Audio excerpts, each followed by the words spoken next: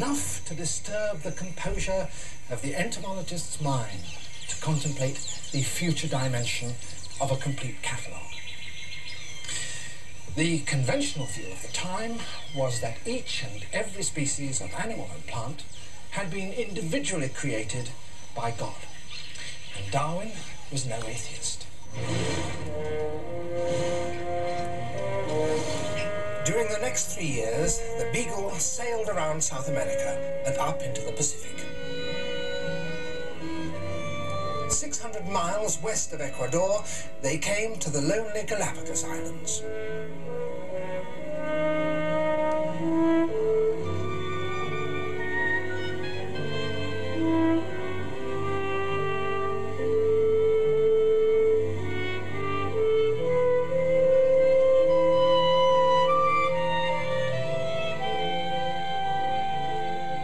It was here on these volcanic islands that Darwin's doubts and puzzles about the creation of species were reawakened.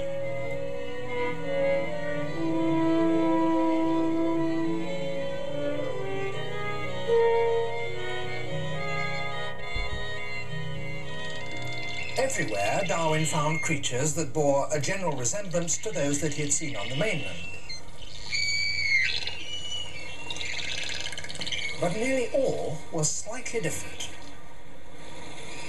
These, for example, were without doubt cormorants, similar to those that he had seen flying along Brazilian rivers.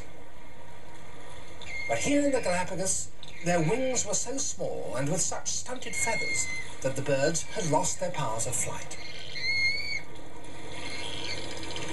And these were clearly iguanas. He had seen such creatures climbing trees and eating leaves in the South American forests. But here on the Galapagos, where there was little vegetation, these iguanas fed on seaweed. And they were not the same. Smaller, darker, and with unusually long claws to help them keep a foothold among the crashing breakers.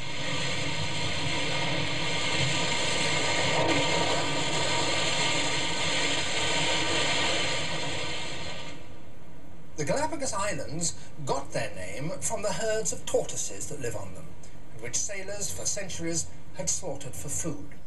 But these too were very obviously different from any mainland tortoise. They were many, many times bigger.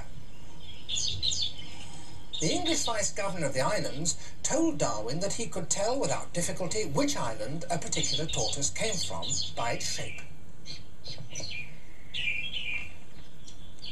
This one, for example, with its deep, rounded shell, comes from a well-watered island where it can feed mainly on vegetation on the ground.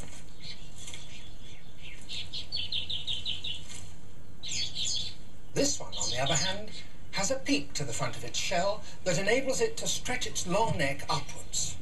It comes from an arid island, where the tortoises often have to crane up to reach the only food available, the branches of trees and cactus. The suspicion grew in Darwin's mind that species were not fixed forever. Perhaps these tortoises were all descended from common ancestors and had changed to suit their particular islands. The differences that Darwin had noticed amongst these Galapagos animals were, of course, all tiny. But if they could develop, wasn't it possible that over the thousands or millions of years, a whole series of such differences might add up to one revolutionary change? Was it not possible, perhaps, that in the past amphibians had developed watertight skins and so turned into reptiles? Or that a lizard-like reptile had developed a feathery kind of scale and so become a bird? And even that man himself might be descended from a group of tree-swinging apes. In truth, the idea was not a new one. Other people before Darwin had suggested that all life on Earth might have a common ancestry. But Darwin went further. He gave the idea irresistible force by suggesting a mechanism which might have brought that about.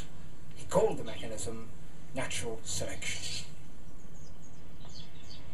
Put briefly, his argument was this: individuals of the same species are not absolutely identical. Some of these giant tortoise hatchlings may have from birth slightly longer necks than others.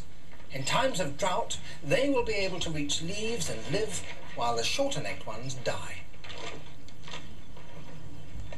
So those best fitted for the environment will transmit their characteristics to their offspring. After countless generations, the tortoises on arid islands will have longer necks than those on well-watered ones, and so one species will have given rise to another.